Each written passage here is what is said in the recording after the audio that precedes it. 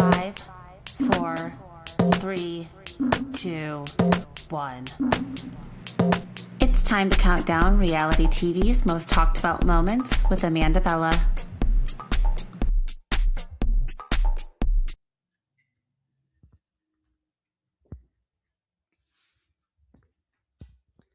Hey Bellas, welcome back to another episode of Bella Talks TV. It's Amanda Bella here. It's a beautiful Tuesday afternoon.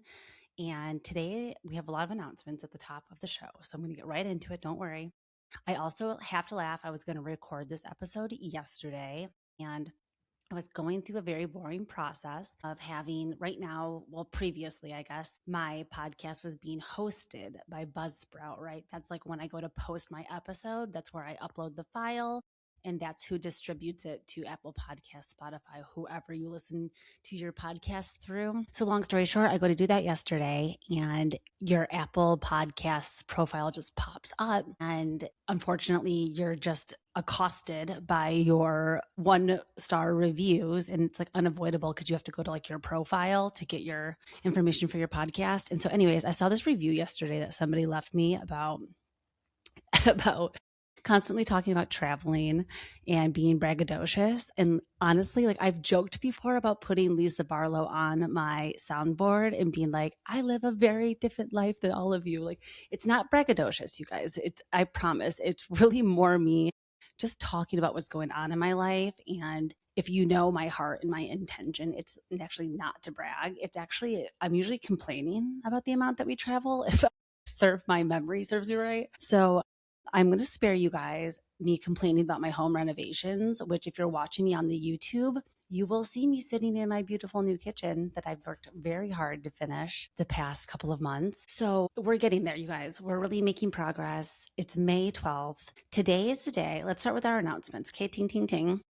Let's start with our announcements. So let's start with the fact that today is the day that the AMC Summer House tickets go on sale. Yes, you heard me right. So if you did not know about this, by the time you hear this episode, I will know whether or not I will have a ticket to the AMC Summer House screening of the part 1 of the reunion. Now, this is something that they're doing only in New York. So I feel really, really lucky to be a New York-based Bravo content creator because I know LA and a bunch of other cities, they're always like, damn, New York always gets the good stuff. And I beg to differ that LA has tons of events. Like when the Super Bowl happened and there was the freaking boat that went out that Kyle Cook was DJing on. Yeah, like I would have finagled my way onto that boat somehow for the Super Bowl, but that I don't live out there. I live in New York. So I was really happy to be able to participate in this thing. So what's happening is they are airing the first part 1 of the reunion, and they're doing a screening at an AMC downtown here. So the AMC is in a good area. It's not like in Times Square, I don't think. Not that I would be fine with that. Sorry. So I would be fine with that if that was the case. But I'm also recording in the morning today, which is not my typical jam. So bear with me. Okay, so they're going to be releasing tickets today at 1 o'clock Eastern Standard Time. So in the next couple of hours, I'm going to be finding out if I'm going to have a ticket. Now, unfortunately, regardless of whether or not I get a ticket, I'm going to be in London the day of the screening. So I don't get to go no matter what, which is fine. And I'm very happy to be going to London. So I need to go be a lady of London. And I'm fine with that. It is what it is. But I am going to still try to get a ticket. And you have to be very strategic about these New York things because I've gotten tickets before, but I don't always get them. They always use Resy. Resy is, for whatever reason, the platform they use to sell their tickets to their watch parties and stuff. So I know that I already have an account with Resy. I know that like I'll be locked and loaded at 12:59 Eastern Standard Time, like ready to get my ticket. But it doesn't matter because I might still not get one, which is why I'm like, okay, I'm glad I'm going to London still. I'm glad I didn't cancel my trip. No, not that I would ever do that for a screening. Like this isn't even like, even if it was the full live cast there, I mean, I would want to be there. I can't lie. I actually was really lucky, and not lucky, but I think I was one of the only people that chose to do this, which is funny now looking back. At BravoCon last year, they had a panel. and it was Summer House OGs. It was just Kyle, Carl, and Lindsay. And they watched the first episode, season 1, episode 1 of Summer House, on stage together, and then like had commentary and took breaks to talk about what was going on. That was like a religious experience for me. So yeah, I'm pissed I'm going to miss this AMC screening, but at least it's not like a live thing. Like I would not be surprised if a couple of cast members do pop up there. But the Summer House party that I went to last year, it was Kyle, Carl, Jesse. I've actually never met West personally. Asked a question to Steve McBee at BravoCon, and West was on the stage with him. So like I felt like I was talking to West for a second, but really I wasn't. And then I actually bought a ticket to do a trivia night that West hosted once. And I got busy that day and like never made it. Or actually, no, what happened was that there ended up being 2 different events going on that same day. And I tried to go to both, but I went to, I believe, like a Valley Watch party or something instead. So anyways, hopefully I get those tickets, you guys. Okay, so the problem is I'm not going to be able to go, but I want to get a ticket to do a giveaway. So you guys are listening now. And you're a New York City based content creator and Long Island or whatever, Pennsylvania, anybody in my girly pops and Bella's in the Tri-County State area that want to go to this, I hopefully will have a ticket to do a giveaway for. So that's my goal. Now, another thing that was announced is October 24th, they're going to be doing a 1-day Charleston Fan Fest. So last year, or 2 years ago, they did Miami Fan Fest, and that's to subsequent the years in between BravoCon to keep the momentum going, to keep the energy up. And I think it's going to be great. I verbally, mentally manifesting that I will be in attendance. I've never gone to Charleston before, and I think it would be a fun way to catch up with everybody and keep in touch with all of my friends and stuff that I've made through this. Also, what ends up happening at these smaller events is that because so many people opt not to go, especially because it is a 1-day event, that makes it even less enticing to pay for a flight, get a hotel, go, like make a weekend out of it because it's only a 1-day thing. Miami Fan Fest was 2 days. So this is just going to be a 1-day thing. I'm assuming it will be a Saturday then. So if it's a situation where like doors open at 10 a.m. I'm wondering if I could like fly in the morning of and attend and literally like fly home that night. That sounds like a crazy thing to do, but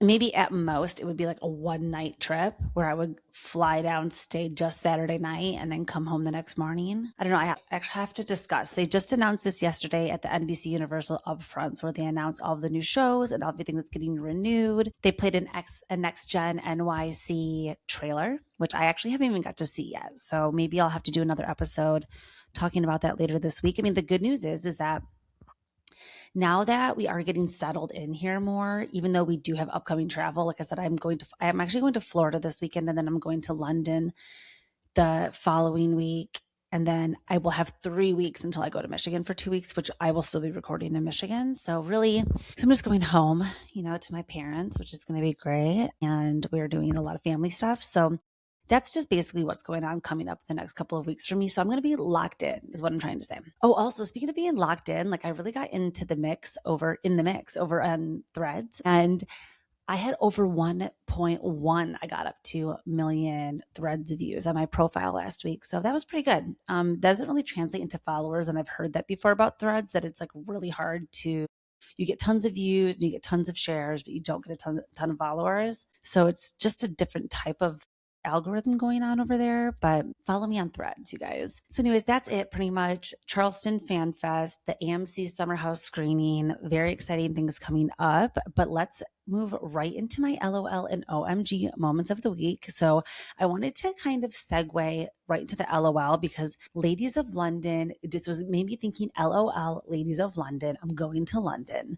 And I loved this season so much. They just had the finale episode. This season was 8 episodes or potentially 9 randomly. And it was so good.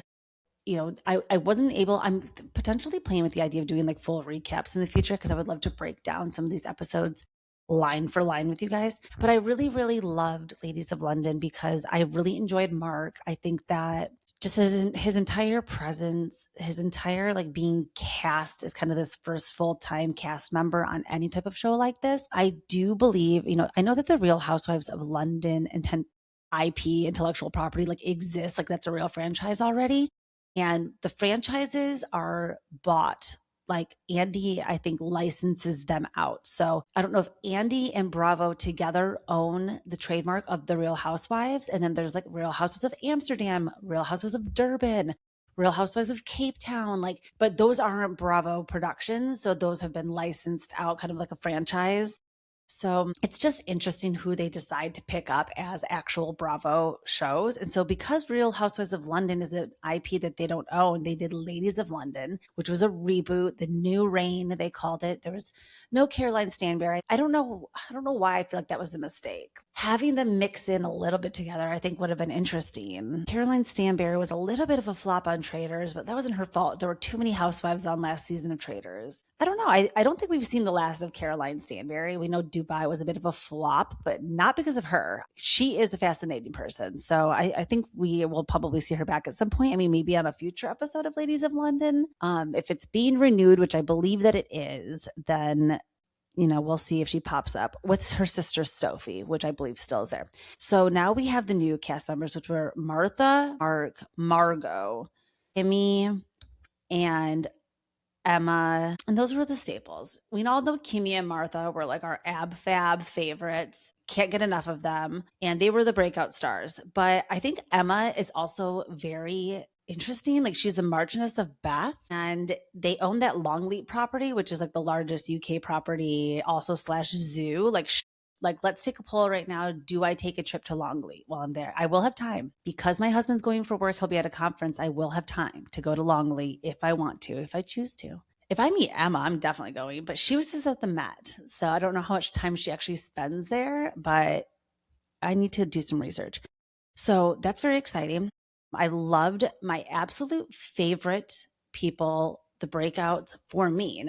Everyone loved Kimmy and Martha, but I loved Lottie and Josh. They had me laughing through this entire thing. They're just so cute, and they're so, like, Lottie's so self-deprecating, and she's obviously a beautiful supermodel, but just the way that she has that British, like, self-deprecating humor about herself, she's just my favorite on the cast.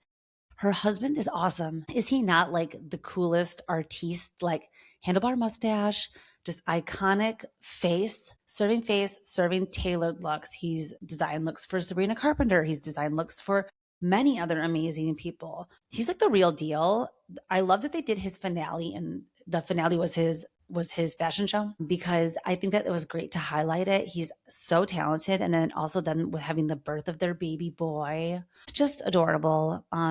Valley really could learn a thing or two watching Josh and what it's like to be a expectant father and a postpartum newborn father, taking care of, like, just the way that he is with Lottie is wonderful. And Lottie too, I love the way that she treats Josh, like her ordering dinner for him when they go out, like just the way that she runs the energy kind of flowing around them. Like he's so busy with work, and that's his passion, and that's his everything. And I understand that, like, that's what I'm also married to. So I know, but she's not just some wallflower, and she's not some Real Housewife. She's not some Stepford wife. She is really one to watch. So I enjoyed Ladies of London so much. I really, in the end, not my LOL moment. My LOL moment really was just Ladies of London. I wanted to make a play on words this week, but I didn't have any like huge hilarious moments of the week that I could think of. But except for on Plathville, which like nobody's really watching. I have very, very few people to talk to about Plathville,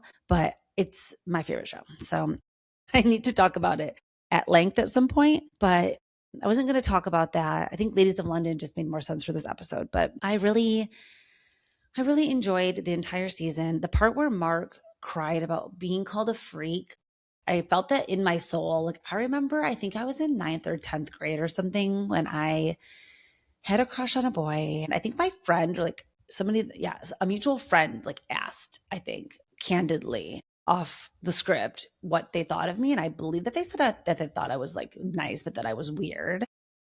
And that really stuck with me. Being called weird, a weirdo, like that is my trauma. Like I am that, and now I do own it. But when you're at 13, 14, 15, like that's the last thing you want to hear. So that did kind of scare me. That guy ended up taking me to prom, you guys, which is so crazy. Spoiler alert. Like maybe he just liked me all that time. who knows where the truth lies in that, but what the fuck? That was like 4 years of torture. We had a tortured friendship in high school. All right. Anyways, so that was my LOL moment of the week. Ladies of London, just a little play this week onwards because I really enjoyed this season and I can't wait to watch season 2. Let's move right over into my OMG moment of the week. I have 2 that I want to break down. One quickly, the OMG moment of the week, the real true jaw dropper because the delivery, we were clocking that. It was just perfect. Whitney Levitt is leaving MOMTOK. She's leaving Secret Lives of Mormon Wives. She will continue to finish filming season 5 because filming was paused when Taylor Frankie Paul went through her domestic violence scandal recently. And the video was leaked to TMZ. Now, I don't blame Whitney for leaving. She clearly only needed the show. She's done 5 seasons. Like, that's not like she did 1 season and they took off. She's done 5 seasons. She's put the work in. She's been an incredible villain on the show. She really rose to the top. Roxy Hart was the perfect role for her. I'm really depressed I didn't get a chance to go. Like, not to be braggadocious, but I was really too busy this spring to make it there. Unfortunately, I did not get to see that, which actually I think I'm going to regret for the rest of my life. But I did see Ariana as Roxy, which to me meant way more. Unfortunately, it is what it is. The moment has came and gone. But Whitney, she's leaving MOMTOK. She announced it on stage as Roxy. There's a part in the show where she's dancing with Billy Flynn. I think they're give them the old razzle dazzle. Like, I love Chicago. That is my favorite musical. So please don't get me started right now. But there's a part where Roxy sits on Billy's lap and like opens the newspaper and it says like Roxy Hart takes Chicago. But it actually said Whitney Levitt leaves MOMTOK. And that was the big moment in the show. She revealed it live time. The audience gasped. It leaked immediately and hit the presses. I think that's such a cool way to announce that she's leaving. It was so organic and that felt good for them. She fully lives in New York now, has relocated there. Connor's now doing Broadway. I believe there will be more to come. I would absolutely love to see her play Glinda Unwicked, manifesting that next for her. Another OMG moment of the week we have to talk about, sadly, is that Ronnie from Jersey Shore had quite an OMG moment that was circulating where he has been very open and honest, as all of the Jersey Shore family members that you can call now the Jersey Shore, family vacation. So I guess I'm really struggling with my allergies today. My voice is really froggy. So Jersey Shore, they announced their final season on MTV. MTV's been like bought and sold for probably a shilling or 2 at this point. I don't think it was doing very well. No one really paid attention to MTV anymore. That's depressing to me as a millennial who grew up born in the 80s. Like, I love MTV, so I'm actually not happy to hear that all of these shows are potentially going to be done now. But anyways, Jersey Shore entering its last season, they're doing press. I actually was lucky enough. I entered in to be part of the audience of the Sirius XM Jersey Shore interview. They do these like town halls now. I unfortunately was in Atlantic City and they emailed me saying I had me and a guest were able to attend and I couldn't go.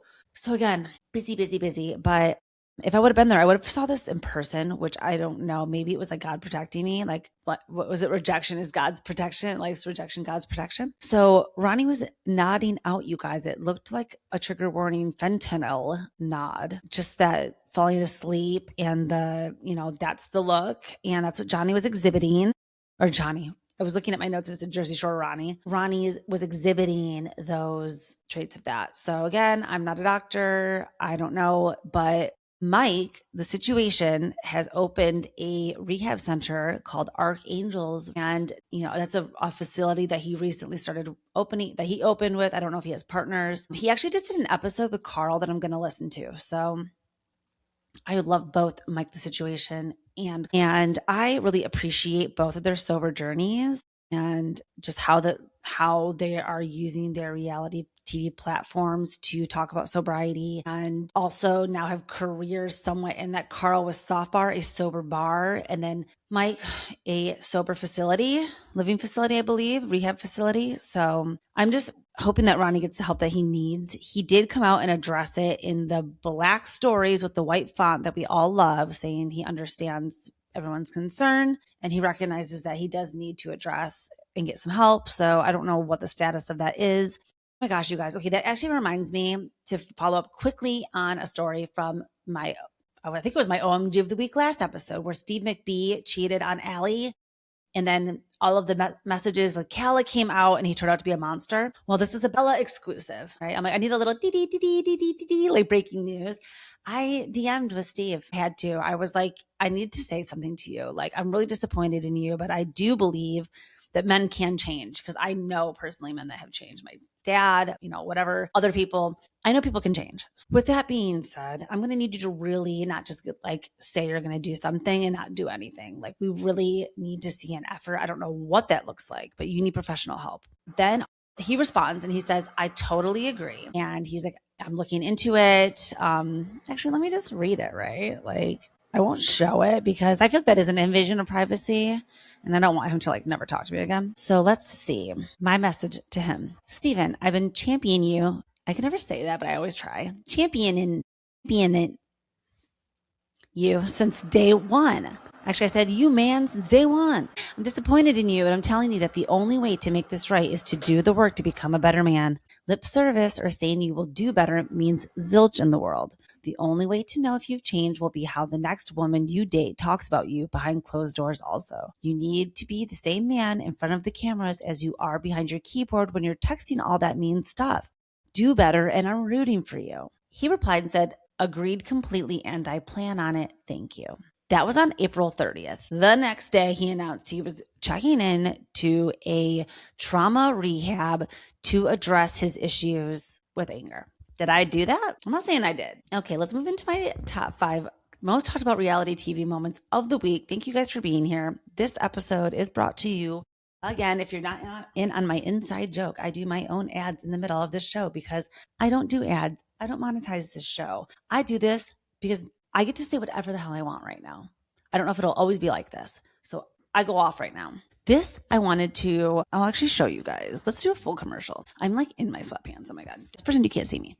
Okay, I have a drawer here that I built in my kitchen that has my coffee creamer in it because that's how much I'm a coffee millennial. This episode is brought to you by Too Good because I just got this. 40% less, sweet cream, made with real cream, blah, blah, blah. Love it. It's absolutely delightful. And because it's so early and my voice is so effed, I'm having coffee still. Okay, so let's get into it, you guys. Okay, my number 5 most talked about moment of the week is Vanderpump Villa. I stayed up till 2 o'clock in the morning last night writing a thread, which I'm obsessed with threads. You guys know that I'm very long-winded and I love a conspiracy theory. So please come join me over there. But I wrote a very long thread last night about the Vanderpump Villa reunion. I stayed up to watch. I wanted to finish the end of the season. What's so crazy is I'm a Verizon girly, not really by choice, but I chose to put my parents on my plan and pay for them because my mom and dad, they are still married. They still live together. They're kind of like old boomers. They're doing the best that they can, but they need me for them to have iPhones. I had to really take the reins. So I get them on a plan with me. We're all part of Verizon. Verizon, when I made the plan originally, was oh, you get a free bundle where Hulu, Disney Plus, and HBO are included in your Verizon bill for zero charge. It's just with ads. And I'm okay, fine. That's not the end of the world. So I did opt for that. But then all of a sudden, I guess that ended because then now on my bill, that doesn't exist anymore. And then I signed into my Hulu and it was you don't have a subscription anymore and all this stuff. Long story short, I got a new subscription yesterday. I revamped all of my streaming to make sure everything has no ads, including the Hulu. I'd rather just pay. And I burned through the last 4 episodes of Vanderpump Villa last night. So good. Okay. I have a lot of thoughts, you guys, but the most talked about moment I have to get into is the Sheena of it all, you guys. Sheena was basically a member of Vanderpump Villa without being on the show. They really fucked up not having her and Brock come in. I think that would have been epic, an epic season finale to have Stassi and Sheena. This is basically almost a little Vanderpump Rules. They talk about Vanderpump Rules. Stassi brings up talking about those days. And then with Lisa there, the combination of Lisa and Stassi together, it's really crazy. And so Marciano has been around this friend group for years. Marciano is actually in episodes of Vanderpump Rules back in the day, just as an extra. You can tell he was there filming. He's been working for Lisa and Lisa's been holding on to him as talent for a long time. And trying to get him in the mix. So Vanderpump Rules, it didn't really click. He was too old to be on this new Vanderpump Rules. And he lives in Vegas and really works and bartends in Vegas still. So which I really fucked up not going to try to find him last week when I was there. That would have been kind of epic too. But Sheena was talked about so much on this last season, you guys, and I didn't realize until I got to the very end exactly how involved she was in all of this. But she had a lot to do with the Jessie Demi scandal. She was really trying to get Marciano to do certain things that would guarantee him spots in certain storylines. And then it wasn't like he was necessarily more team Demi or Jessie, but like he had situationships with both of them. This man talks about losing his father, and like I think that he is just lonely, and I think that I actually think he's a better man than Jax, but it is very Jax coded. I see why he's in this Vanderpump show, because his toxicity with Hannah and their toxic relationship, but also combined with the fact that like he's still somehow able to still get girls and like get in relationships. And even though he seems so crazy and greasy, which he addresses, you guys, that should have been my LOL moment of the week, because he addresses how greasy he is in the reunion. And he's like, you guys, I'm like working on my skincare routine and I'm trying to mattify it. Okay. Like I'm working on it. I have oily skin. I thought that was great. I love Marciano. You guys know I've been team Marciano since day one. And I just think that Sheena getting so messy and then him having to expose her being like, okay, listen, like I'm not some evil mastermind. Like I didn't come up with this diabolical plan. Sheena told me what to do and I was stupid enough to do it. I love it. Sheena catching strays in Vanderpump Villa. Like it really made me so happy. Them talking about her and like her being pathetic with her book and stuff. Oh my God, like getting roasted by Lisa is, how do you even show your face again? Now it was Sheena's birthday also over the weekend. She's a Taurus, which I think she changed her birthday. I'm not even kidding you guys. I think that I want to see her government license. I don't believe that's her birthday. I think that she changed it. I think that she's actually a Gemini. I do. I think that she changed it. I think she knows being a Taurus is cooler. I don't know, something's off with her. She gives me so much Gemini energy, but she had a birthday party. It was her 41st birthday, I think. I believe she turned 40 last year, whatever. Anyways, she was singing on stage in a tutu with a leather corset. It was so cringy. Sheena girl, are you okay? Like, I don't know. It looked like a crisis to me. Like she's not in any of these shows. Everyone's talking shit about her and she's wearing tutus. I don't understand. We got to at least get her on the Valley because the Valley is so bad. We'll get there. Okay, so anyways, that was the biggest moment. The second most talked about moment from Vanderpump Villa is really like the Hannah, Marciano, Hagen of it all. So Hagen is a diabolical gay, you guys. I'm sorry. They exist. TJ's another one of them. Michaels was on the fritz for a couple of weeks there, but I think that I'm going to like revoke the diabolical stance on him. And I'm going to just say that like, okay, he's not necessarily like intentionally trying to ruin people's lives, which that's the definition to me of diabolical, but like Hagen is a diabolical guy. Hannah is his best friend outside of the show. Like they're together all the time. Apparently they used to live very close to each other too. So they're going into season 3 and Hannah's single. Her and Marciano are not together. She's determined to have like a horny Hannah summer. And Hagen's all about it, but like as soon as Louis the butler left and Hagen stepped it, you guys, I don't know. I'm going to put my tinfoil hat on. Let's do it for a second. Did Louis the butler actually quit? Okay, so I posted about Louis the butler. He was hired. This is the first time that they've had a butler role on this show. He's hired as a butler. He quits the first day. So everybody's really upset that he's like the fastest guy to ever leave the villa. And, you know, it's very below deck for somebody to quit the first day. And everyone understands he's like having anxiety. It's like too much pressure for him. So he wants to leave. He gets like escorted out like Vicky with the cloth over her when she was in Iceland. He gets taken out with like his hood over his face. Lisa's like chasing after him. He leaves the villa. But I was wondering, like, was that all set up for him to leave the first day like that? Because Hagen then gets moved up to be the butler. And then Hagen really doesn't have to do any work. He goes from being housekeeping to being butler. I guess it is. Has he been there since season 1? Okay, fine. If it's his 4th season, I thought he'd only been there for 1 season. He got promoted. But after 3 seasons of being housekeeper, then he gets to be the butler. He doesn't, what I see on the show, do anything spectacular. He, I think, gets a couple good comment cards. And then Lisa presents him, spoiler alert, with the $50,000 bonus of the season. I'm thinking like, was that already written into his contract? And like, was he paid extra as a cast member for doing certain things? I mean, he's a very, very like manipulator this season, and he's running a lot of storyline. So, and he's a big wedge between Hannah and Marciano and the rest of the villa. And it ends up getting so bad that that's what like splits the couches this season. It's basically like people who are still friends with Hannah and Marciano despite their toxic relationship, and then people that aren't. So it's kind of like, to me, giving the stars in the loyal friends versus the losers and the fake friends. Personally, I would be on Hannah and Marciano's couch, but I understand these people. When you are a beta, like that's what happens. Sorry. So the groups split up. It's Hannah versus Hagen for a while, but in the end, they do make up. And then I actually listened to an episode of So Bad It's Good with Ryan Bailey. Always got to shout him out. With Marciano, they did an interview, and he said that him and Hagen are also presently in real time on good terms, speaking terms. All right, that's great. We will see what happens with season 4 of Vanderpump Villa. Oh, no, this was only season 3. So yes, so season 4. So they've been 3 seasons. So Hagen had 2 seasons as a housekeeper and they got promoted. Irregardless, whatever. Another thing that I also wasn't going to talk about, but like trigger warning again, Hannah and Marciano did have a miscarriage. And at first, like, my ears do perk up whenever I hear that. And this is just my opinion, and I'm sorry. This is also like a really honest bias, and I'm not afraid to say like really honest things because you guys know that I'm a good person. But when someone says that they had a miscarriage, I also think like they could have also had an abortion, but they're just saying that they had a miscarriage because that is more, of course, people have sympathy for miscarriages and they have zero tolerance on people for abortion. So it's a much easier thing to admit. It's not a choice that you make. So I get skeptical. But then the way that Marciano talks in the reunion about how he just turned 29 and then they had the loss of this baby and then they had another chemical pregnancy where they had another positive test.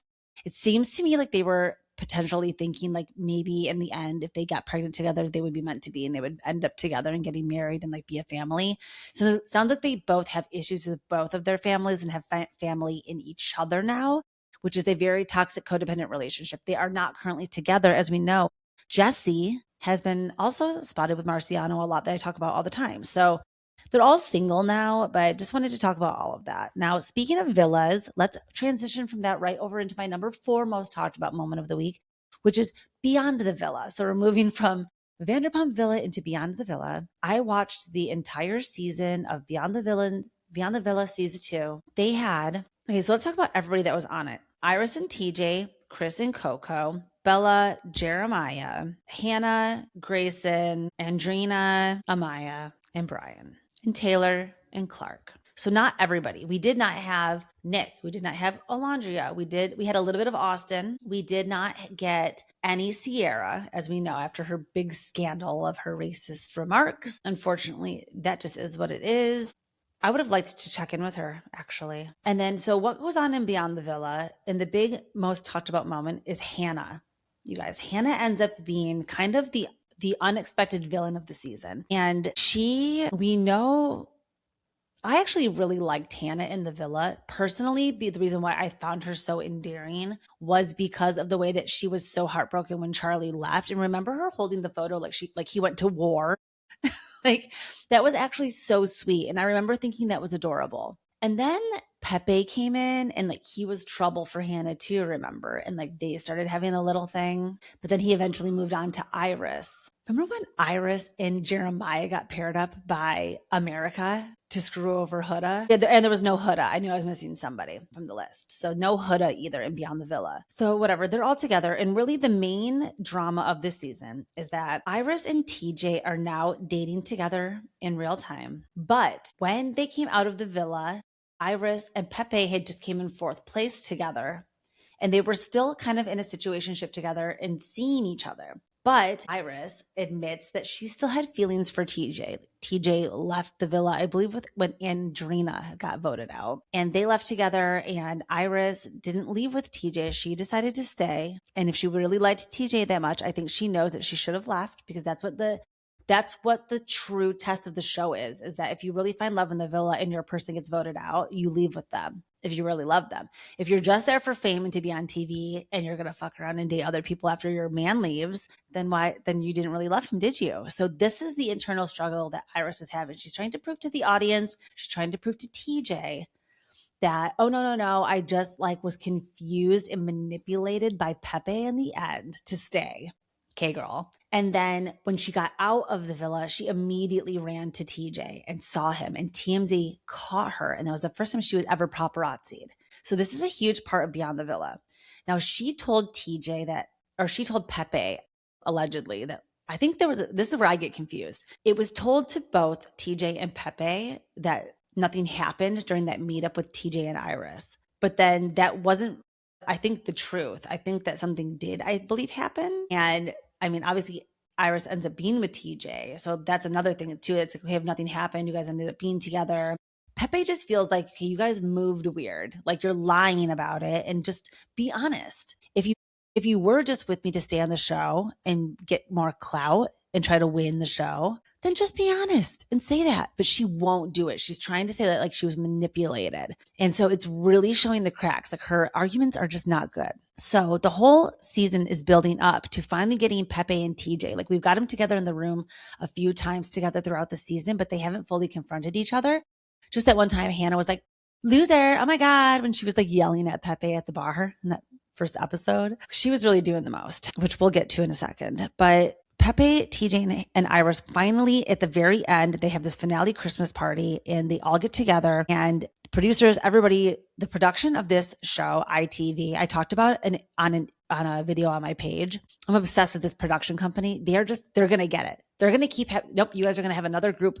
We're going to get this conversation on camera. Finally do it. And at this point, I think Iris is knowing like, fuck, tonight I'm going to have to confront him. So they all get together and they start talking. First of all, Iris will not let TJ and Pepe speak alone. Red flag central. Like, why won't you let them speak? She has to be there.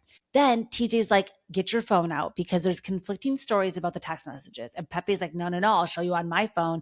And TJ's seen something and he's like, no, like thinking in real time, I think he's thinking like, that's not like, those aren't the messages that Iris showed me.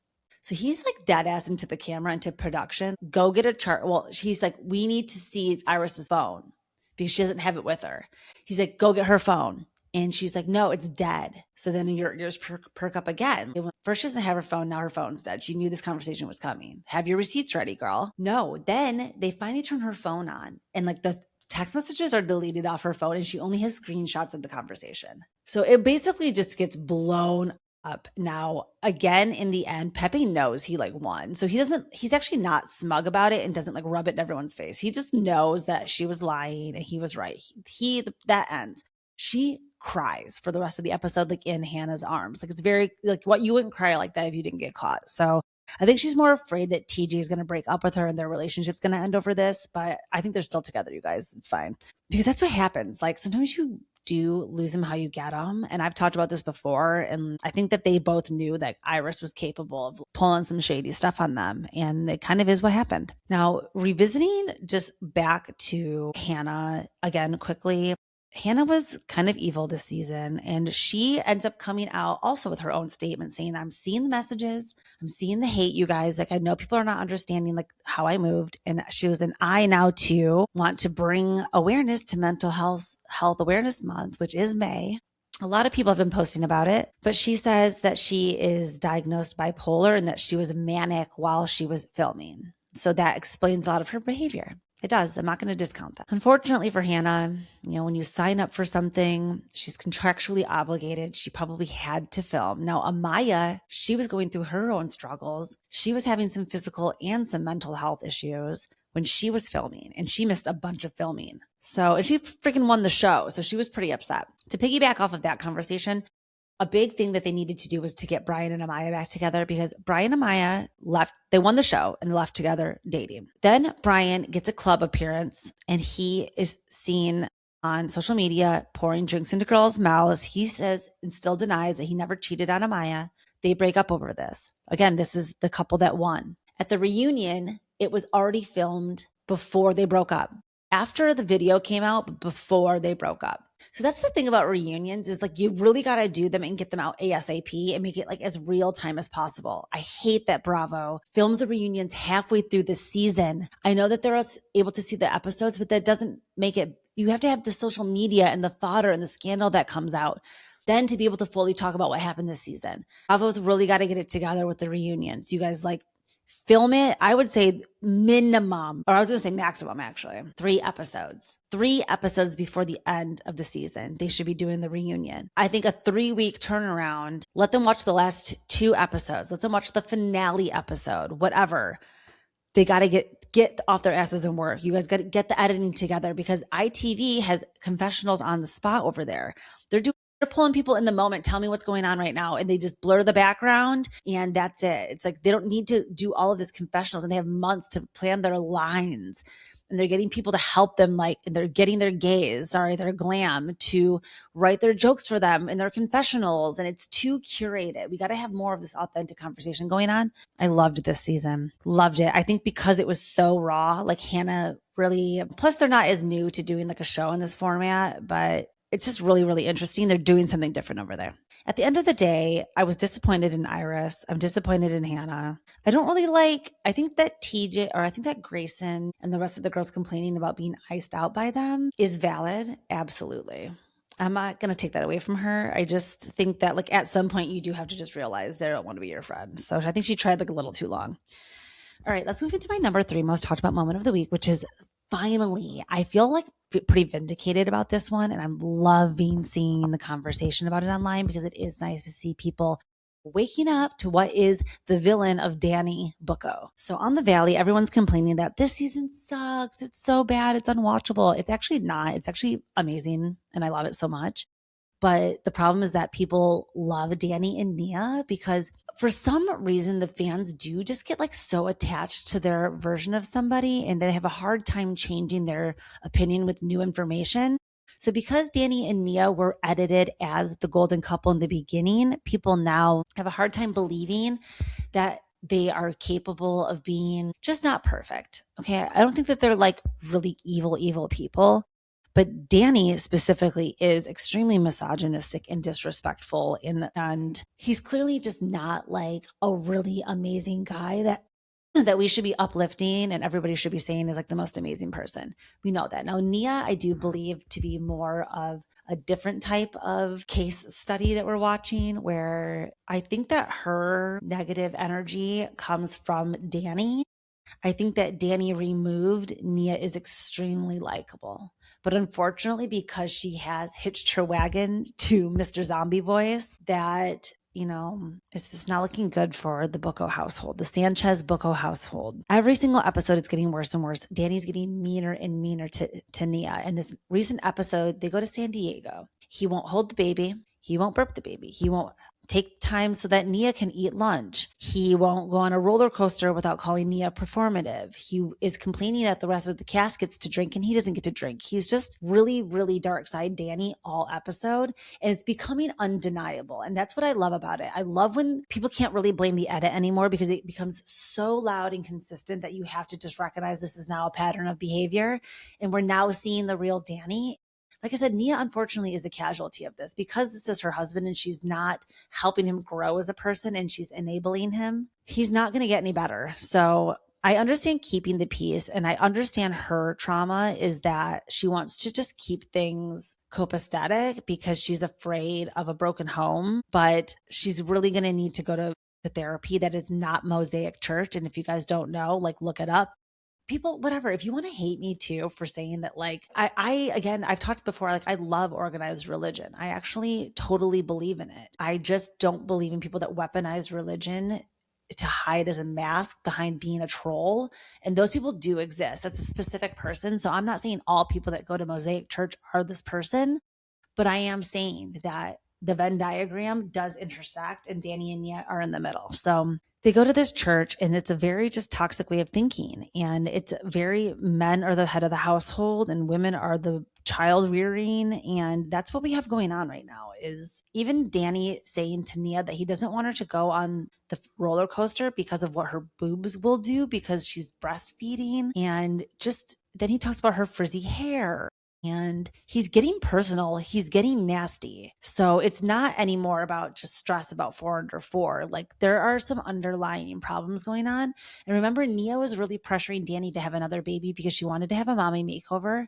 And you guys, I'm scared to say this. And I know that we, again, should not body shame, but like Brittany had a mommy makeover and it's not looking that different. So I think the reason why Nia maybe hasn't had one, it's because she sees that it's not just like a fix. Like she's gonna have to, even if she's currently breastfeeding still, she can't do that. So I don't know what's going on over there, but like her and Kristen both are postpartum, and it's really, really sad seeing them both dealing with Luke and Danny, only thinking about themselves, being awful husbands to their wives and wanting almost nothing to do with their newborn children. I mean, there has to be like an innate feeling for them to want to spend time and do those things. Like you don't want to be telling your husband to do it. So they don't want to do it. They don't want to do those things. Luke wants to fish. Luke wants to drink.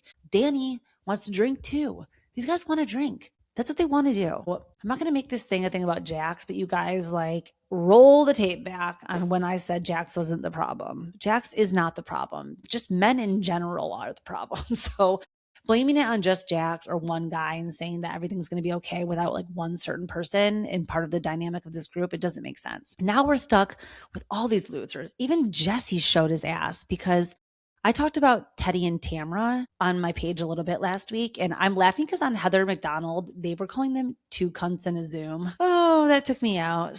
Two cunts in a Zoom. They were talking about, first of all, Teddy, I know that she literally has brain tumors, and that's why it's like not funny to talk about her not being in her right mind, but like there's something wrong with her. She calls Jesse. She's friends with Jesse allegedly. I don't know, like their friendship is weird, but I think that she's trying to get on the Valley. I'm not even kidding. Teddy really wants to be back on TV, you guys. Mark my words. Everyone said that, even when I said that about Amanda Batula or all these people, like they love the cameras, and they're like, no, they don't. They're just like, yes, they do. They're desperate to get back on Bravo. So Teddy really wants to just stay in the mix. Anyways, she's good friends with Jesse. She calls Jesse and is talking to him before the last episode comes out. He tells her, like, first of all, they have tense scenes, Jesse and Lacey. I've talked about them before. I like them both, actually, but Lacey follows me on my TikTok, which is pointless. I don't do any work over there anymore. I'm kind of giving up on it, to be honest. I'm way more into Threads, but Teddy is telling us on Two Teas in a Pod that she called Jesse and is discussing last week's episode. And there's an uncomfortable scene where Lacey's kind of putting Jesse in his place a little bit and just,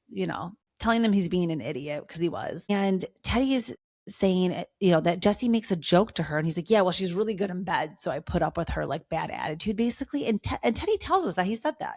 First of all, the fact that Jesse made a joke like that is sadistic to me. Like, what do you mean you're even making jokes about Lacey being good in bed? I really need to know if they had a fight about that. I need to know Lacey's reaction to that.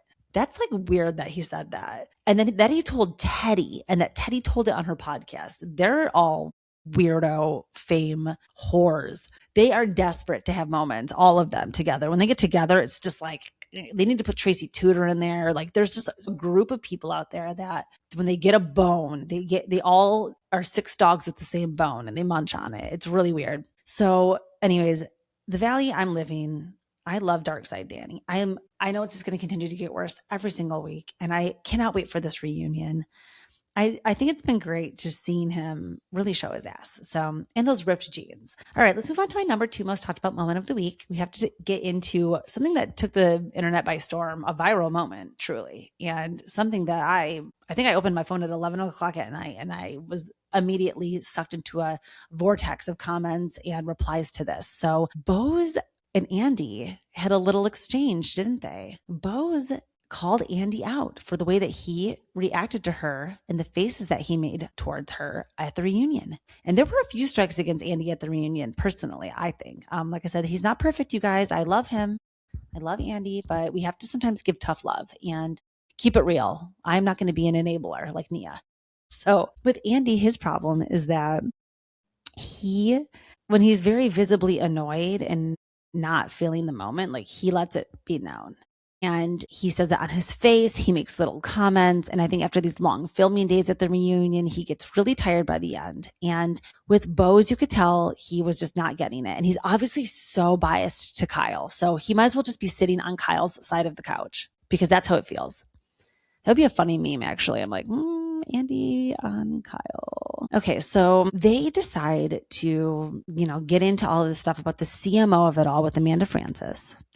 And her short tenures, Boz's short tenures at Pepsi, Uber, Netflix, and whatever. And she explains that, yes, CMOs have short tenures because usually you come in to market a company, get it popping, and then you get it going good. And then you go into another company, kind of like consulting. And you're like, okay, I'm going to do what I did for Pepsi. They're thriving. Now let's do it with Uber. She brought Uber to Ghana. She brought Uber to Africa. So she's done the work, you guys. She's the real deal. Andy making a face at her and going like scoffing at her was the wrong move because she took right face to camera, did not give a fuck, and called him right out and was like, Andy, you better not be making these faces at me. I know you are not doing that to me. And she called him out. Then Andy says in his comments, consider me aware now.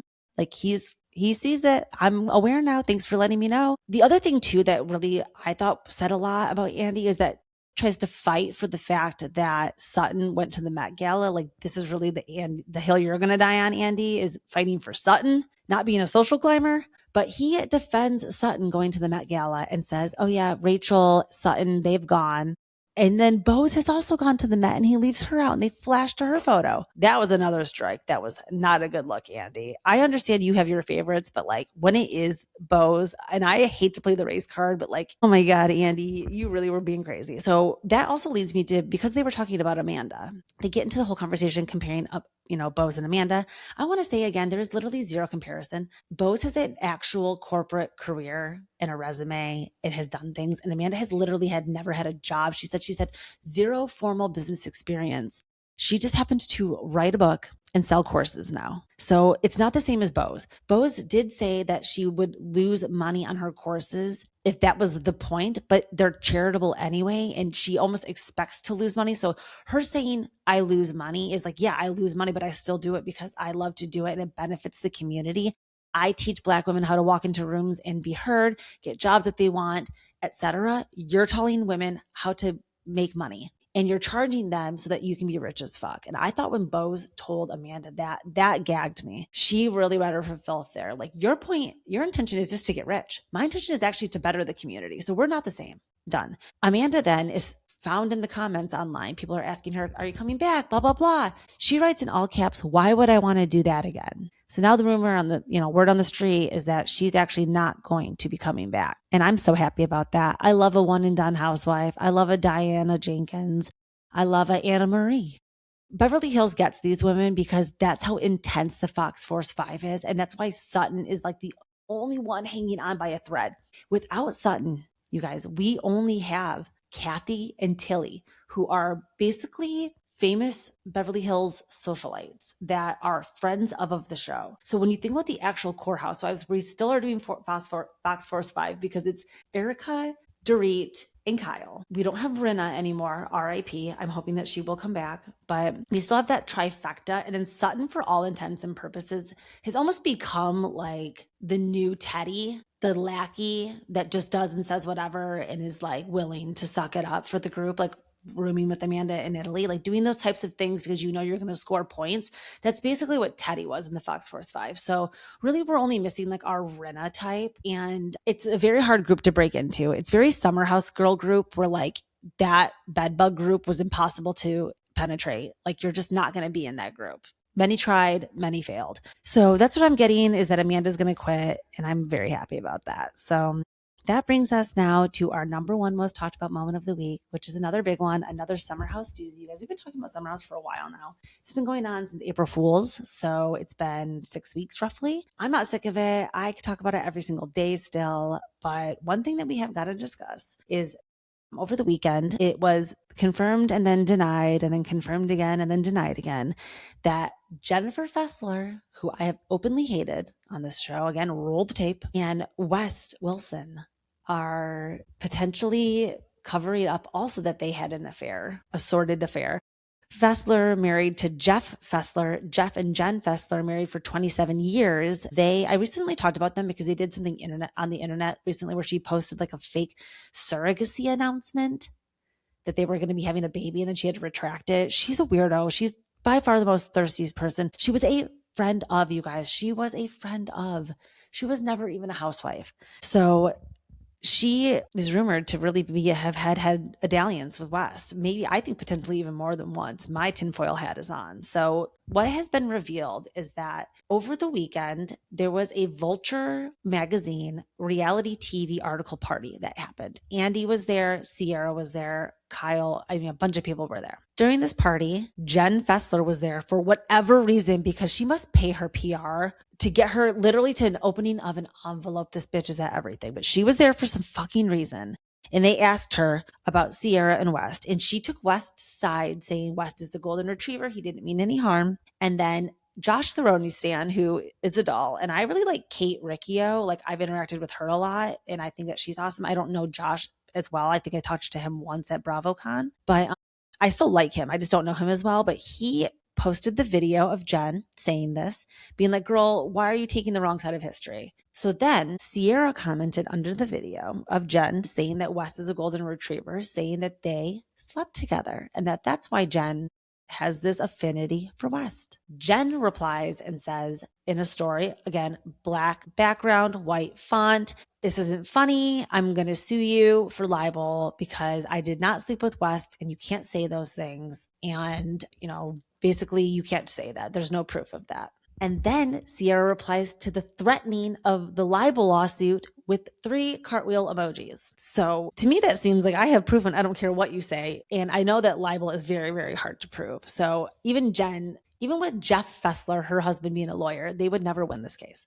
It's impossible to prove because only 2 people know the truth. It's West and Jen. And if West has her back and never admits it, then that's it. So, which is the way that it's going because West posted his stories. He gave Jen Fessler more backup than he gave Amanda Batula. He goes right to his stories too with a black background, white text with the equations emoji saying news to me, laughing emoji that him and Jen hooked up. I think it happened, you guys. Now, Jen went on 2 T's in a Pod and said that the video where she's wasted with the pizza, Jeff Fessler, the husband, took the video of her and West. But they were also together at other events. So I don't know. My tinfoil hat is still on. I do think something happened. And there's also the thing about where she posted the anniversary thing for her and Jeff and was like, happy 27 years. If you slept with West or Amanda, we would still be together. I'm like, don't be telling on yourself, girl. So that was that. That brings me into talking about just another moment to piggyback. Sierra has been announced as the new host for Aftersun. So she's doing Aftersun and she's doing Dancing with the Stars this summer. And allegedly she's still signed on for Summer House. After the NBC Universal's thing yesterday, the upfronts, they said that she's basically confirmed. I don't know how she's going to do all 3, but like I said, I like Sierra and we've came a long way, but I don't know if I need to see her on 3 shows. Okay, so I'm glad she already did Traders, so I don't have to watch her on there again, even though I still want to really see a Traders All-Stars, and I think she would be on that. Speaking of Traders, let's talk about Michael Rappaport for a second, because every once in a while a broken clock is right twice a day. A broken Rappaport is right twice a year, I think, in my book. Twice a year, that crazy psycho is right. And he said something that really hit home for me this weekend, which was that he went on his face to camera, very Boz of him. Maybe he was feeling inspired to call out the one and only Mother Hubbard because he says Lindsay is the most overrated Bravo celebrity. I mean, from my words, he took the words right out of my mouth. I've said that a billion times, but and I've got lots of hate for it. I do think that she is the most overrated Bravo celebrity, except for Kyle Richards. She's by far the most overrated. Please make her disappear. But also, real quick, although those are Leanne Rimes rumors, were definitely rumors about Real Housewives of Beverly Hills, Leanne Rimes. And then I also heard another rumor that Real Housewives of Nashville is very, very, very, very, very real. And that I think that that's rumored that Kyle could potentially be over there developing that. Remember she's doing Nashville 911? And she bought the house with Morgan. There could be a Housewives of Nashville coming. I think they're realizing too, some of these older franchises, if you you have to keep the OGs, but then they want too much pay. You try to bring new people in, they don't work. It's easier just to start a new show like Rhode Island and just bring new people in. So I think that's what they're going to start doing more to keep Housewives going in 20 years. Oh, by the way, Real Housewives of Orange County is done filming their new season and it's going to come out in July already. So I'm really excited for that. And Tamara's been teasing that it's really good and that it's like a positive season. So Rappaport calls out Lindsay for being overrated. I'm cackling. She replies and says, oh, you're a pussy. You turned your comments off. You knew you were going to get hate for this. And then also is like, because he's a white man, he can't have an opinion on her. You guys, we got to stop. We got to draw the line somewhere for all, you know.